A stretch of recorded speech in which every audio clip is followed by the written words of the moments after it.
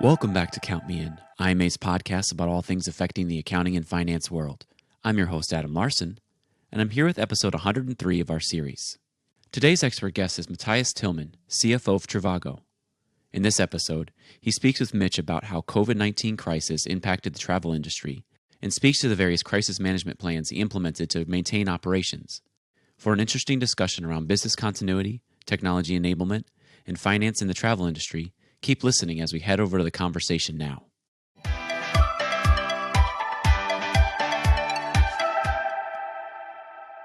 The COVID-19 crisis disrupted the global travel and hospitality industry immensely, and I know it affected everything from air travel to hotel accommodations. So in your line of business, what were the immediate steps that you took to ensure business continuity at Trivago? Yeah, that is right. The COVID crisis had a huge impact on our business. And let me start with giving you an idea of the magnitude of that effect.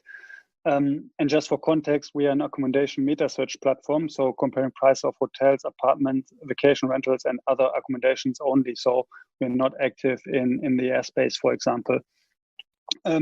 So while we run and operate over 50 countries, only a minor part of our business is in Asia, and we have no presence in China. So when the virus first broke out there, we got an idea of what this could mean to our business, but we did not see it immediately in our numbers. That quickly changed when infections started to spread in Italy, end of February. Within a couple of days, we lost all of our revenue in that country. And as the virus spread throughout Europe first and then Americas, our revenue declined more than 95% year over year by end of March. So why I'm telling you this, we did not have much time to react. Our cost structure pre-COVID was roughly 80% variable, which is predominantly marketing, and 20% fixed cost. To preserve our cash, we first focus on cutting our marketing spend. And on the performance marketing side, you can do that immediately as you just lower your bids or stop campaigns altogether. On the other hand, on the brand marketing side, it is a bit more tricky. So we usually have part of our budget committed with certain TV channels. And you also need to brief the channels and commit budgets a bit in advance to go through clearing and secure the desired ad breaks, etc. So we started right away to cancel commitments and negotiated to pause campaigns. And that was very important, as every dollar on TV advertisement obviously would have been wasted and might have had a negative effect, as during a global pandemic, countries being in lockdowns, the last thing you want to do is to promote travel. So after we had taken care of the 80% of our cost, we started to analyze our overhead structure as well. We are based in Germany, so as an immediate action, we utilized short labor, a government aid scheme, where people work reduced hours and the government subsidizes the salaries. This bought us some time to think about the implication of the pandemic, not only for us, but for the overall industry for the next couple of years. And there we spoke to other industry participants to get different perspectives and try to understand how the action would impact the dynamics in our vertical. And based on that, we formed hypotheses around different phases of recovery. And by doing that, it became apparent that we cannot manage through this period by just putting people on short labor, but we needed to restructure the business. That means reducing complexity, streamlining our operations, and sadly also letting some of our talents go. As a consequence, we closed or sold our remote offices and moved everybody to our headquarters in Düsseldorf. And we reduced our headcount, but on the other hand, brought back everyone from short labor. And then lastly, I would mention that on the B2B side, we proactively reached out to our partners and implemented payment plans for those being in a difficult financial situation. And that was very important because at that moment, we had a high amount of outstanding account receivables. But as we acted as a partner of trust and we collected almost all of the receivables by the end of the second quarter. And as a result of all these measures, we did not burn any cash over the 6-month period since the outbreak of the virus. So it sounds like you had You had to take a lot of steps up front, but I'm just curious if you had any crisis management plans or any of these ideas in place prior to actually having to change the business. Yeah, we have operated in a very dynamic environment over many years, and despite our global footprint and well-known brand, we are still a small company. Thus, we always had to adapt, change, and innovate in order to be able to compete with large global companies. And this, I believe, has fostered a very agile culture. So we always had to prepare for big changes and learn to stay flexible and adapt fast. So when the crisis hit, it did not take us long to adapt. And also, we also have a relatively simple business with key levers in product, marketplace, and marketing. And the biggest short-term lever is clearly marketing. I mentioned it before. However, even during normal times, our marketing channels can be very volatile. So we constantly reassess what we are doing there, and we always keep the flexibility to adjust quickly. So in a way, we are at any time prepared for different scenarios. On the fixed cost side, our largest cost category by far is personnel and related costs, and we are investing in people. Thus, we constantly have to evaluate how to allocate this precious resource. And when the crisis hit, we had to reassess our investment in projects outside of our core. And based on that, we came up with a restructuring plan. So in a nutshell, I think we almost always operate in an environment where we do have a plan for all kind of different scenarios and didn't need a specific one for this crisis. Well, that's great. And I know, you've mentioned talent a few times now already in this conversation, and I'd like to kind of talk about that a little bit further. Obviously you had urgent financial needs going into this crisis, and you certainly had to adapt the business. But how did you really balance that with your desire to maintain the top talent in your organization and also, address the concerns of the talent in the organization? Yeah, absolutely. So our first reaction was to focus on preserving our cash, and that means that we cut all unnecessary costs and came up with a restructuring plan, as I mentioned, and helped our partners with flexible payment terms. Internally, we were very open and transparent about this. So, for example, we established weekly all-hand Q&As, where we as management gave updates on our view of the industry, the implications for us, and how we need to react. And the feedback from our talents was very positive on that. And I believe that the transparency about how we are approaching the crisis increased the acceptance of our measures. And just to remind you, we had to take some very difficult decisions like the headcount reduction. On the other hand, we clearly communicated as well that we will continue to invest in key projects and won't just sit the crisis out. We do have a clear plan and product roadmap, and it is very important that all talents can look through the short-term challenges. Thus, we helped them to understand what we believe the long-term consequences will be by us continuing to invest. And in addition, we implemented several measures to help our talents through this difficult time.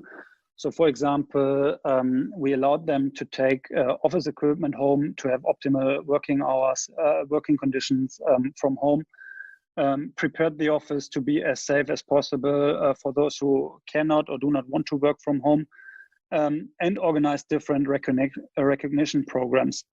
And as a result of all these measures, we believe that our productivity went even up significantly during that period. And then we spontaneously granted the whole company one extra mandatory holiday week in August, what we called tree vacation. So that was also an initiative to show recognition and to show that we are in this together, and if we go through this, that our people will still get the benefits. And I believe those little things are very important. It shows that you care, and there are so many ways you can give recognition and motivate the team. And in the end, we are still in a very exciting industry, and it's important to remind people of that. So, as far as continuing to invest in your talent, I like the different initiatives that you mentioned here. However, I assume there are still some questions about the industry in general, and I'll give you an opportunity to address that if you'd like. But just hearing some of the new increases in the virus across the world and some new restrictions coming out again, I'm curious about the current status and really ultimately what you are doing to continue to maintain and potentially even attract new talent to the organization with all these questions looming? Yeah, very good question indeed. And I mean, as I mentioned before at the beginning, our focus was on restructuring the company. So we even had to let go some talents, unfortunately. And that also meant that our recruitment activities were very limited at that time. And we just focus on filling replacements for key positions. But then during the third quarter, entering the summer season, we already saw a decent recovery in our business, in particular in Europe. And we could clearly see that people do want to travel when it's possible. And we see a similar pattern right now in countries that are approaching their summer season, like Brazil. And this gives us comfort that when we will enter the peak summer season in the Northern Hemisphere next year again, that our business will decently recover. And those are answers to potential new talents. And obviously, some were worried about or still are worried about the situation. And I personally received more questions from candidates on our view and outlook of the industry and Trivago's plan as a reaction to that. And there, I have to say, we do have a clear plan and strategy. And we are an agile company. That also means that we adjust in the way we work. So, for example, we are currently testing a hybrid working setup, giving our talents a lot of flexibility without losing the benefit of working together, collaborating, and shaping our unique culture. And I think our talents and new talents as well appreciate that. And just as an interesting data point, currently, we even get, on average, the same number of applications for an open position compared to the pre-COVID time. Well, that's certainly very reassuring for travel, and I'm sure for many consumers listening. So thank you for sharing that. And, the last thing I'd like to discuss here as we wrap up, you kind of just talked about some of the numbers. Obviously in a strategic leadership position coming from the finance function, technology and data plays a big role, I'm sure, in a lot of the decisions you make for your company. So how has technology played a role, and what kind of data are you really utilizing to make these informed decisions? I know you just talked a little bit about some qualitative data and some concerns. So how does that go into it, as well as the quantitative information that you're taking into consideration? Yeah, so technology is obviously key to us. I mean, we consider ourselves a tech company for sure. And so when the crisis hit and our revenue went literally to zero, it was very difficult to come up with an estimate of what that means for the industry for the rest of this year, let alone 2021.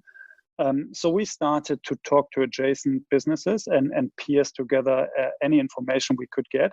And we also started the European Travel Alliance with leading travel companies, a project to support the local tourism industry. And the idea was to provide accessible data free of charge, creating a resource for consumers and enabling travel institutions and companies to deliver the information to their users across their own products regarding any given restriction for a chosen destination. So through that, we formed a hypothesis that when travel recovers, it will be mostly local. And we assumed that domestic travel to nature destination would come back first, then city trips and international and business travel last. And hence we decided to use technology to build a better product for our users, reflecting this shift. And the result is our Discover product that we shipped in less than 6 months. So it's now live globally in our app and on desktop. And as demand for travel is coming back, we will again use technology to find out how user behavior is shifting, and will adjust our product roadmap accordingly. Another example is a shift from traditional hotels to alternative accommodations like apartments. And we clearly see that in our data, and hence are preparing to invest further in that vertical as well. So clearly technology and data are key to drive our decisions, and that is very important to us, and something that helped us now through the crisis to set up the product and in a new direction and help our users to get more out of that. Well, I certainly appreciate your perspective on all of this, and thank you for sharing everything that you and your organization are doing. I always like to wrap up conversations by giving you an opportunity to kind of share your thoughts or, insights into what the future may hold. So again, as the finance leader in the organization of a tech company, as you said, particularly with the challenges that you've faced over the last year, what do you expect going forward for your company and even for finance and business as a whole? Yeah, sure. So I think it's twofold. Yeah, it's on the one hand, travel. We are optimistic, and I'm personally positive on the second half next year for travel for the industry overall. And why is that? One is we have seen this summer already that when people can travel, they do want to travel. And we currently see that again in Latin America, where they are approaching their summer season now. And we see a similar trend that people want to travel, even if there are shifts towards domestic travel because you cannot go international. But when summer comes, people want to get out and want to travel. And certainly, we recently got the positive news on the vaccine. So it seems like we will have a vaccine available in the near future. Obviously, distribution will take time, and it won't have a big impact, in my view, next year, but will be more important for the years to come. But even that shows that we are making progress, and it's not only the vaccine; it's improved testing as well. And obviously, we now have all the experience of what it feels like to travel under COVID restrictions. We are all used by now to wearing masks and having kind of precautions in place. So that will increase the acceptance next year, and we have one more year until the summer peak season to prepare for that, and that I believe will positively impact travel demand overall. And then on the technology side, I think that's a development that we've seen right now as well. With the crisis, it rather accelerated. It's very, very fascinating to see how technology can enable us and make things happen that weren't thinkable, like even just before the crisis. I mean, now we see a lot of companies are going into home office, and it's working perfectly well. All that business travel that is normally happening is only happening to a very limited extent right now. And companies get the experience that through technology, they can do a lot of things that they thought wouldn't be possible. And for us as a company as well, it's on the product side. Clearly, I mentioned the example of the Discover product, where we now had to use technology to come up with an innovative product idea to help users to address their changing needs due to the crisis, and that's a beautiful example. And then on the other hand, on the finance side as well, we as a company obviously are challenged, and we have fewer resources now. I mentioned the headcount reduction. And that means we need to become more efficient also in how we are set up in our finance function. And one way to become more efficient, obviously, is technology. And there we also looked at solutions. Some things we would have pushed out and still continue to do manually. And now we are in a way forced to accelerate that process and use technology to have a more efficient setup. And that's why I'm a big believer that there's a big chance and opportunity in every crisis, and I certainly see that in this one as well. This has been Count Me In, IMA's podcast, providing you with the latest perspectives of thought leaders from the accounting and finance profession. If you like what you heard and you'd like to be counted in for more relevant accounting and finance education, visit IMA's website at www.imanet.org.